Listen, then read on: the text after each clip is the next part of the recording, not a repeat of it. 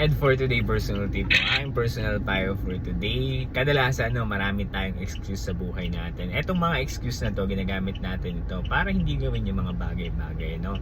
So madalas yan kasi nagiging dahilan kaya hindi tayo nag-grow, hindi tayo nag-i-improve sa buhay natin, o nanatili tayo kung nasan man tayo. Dahil again, lahat ng excuse ginagamit natin, no? Siguro panahon na para kahit paano naman limitahan natin ang paggamit ng mga excuse sa buhay natin, no? Kailangan naman sumubok naman tayo, no? Subukan naman natin, mag-take naman tayo ng risk kahit paminsan-minsan para malaman natin kung yung part na yun may maidudulot bang maganda sa buhay mo. So ang punto ko lang sa payo na to kailangan wag mo lahat gamitin yung excuse sa mundo, dahil kung gagamitin mo lahat ng excuse, wala talaga magbabago sa buhay natin. Lahat magiging ganyan kasi nga wala kang tinatry na bago, wala kang tinitake na risk, no? Kaya minsan kailangan mo rin na although may mga excuse, wag mo itong gamitin, wag mo itong patulan, no? Mag-risk ka, mag-try ka para malaman mo kung anong pwedeng maging pagbabago dun sa risk na ginawa mo. Like for example, mag-apply ka ng panibagong work, no? Kasi kailangan, o kung ano pa man, no?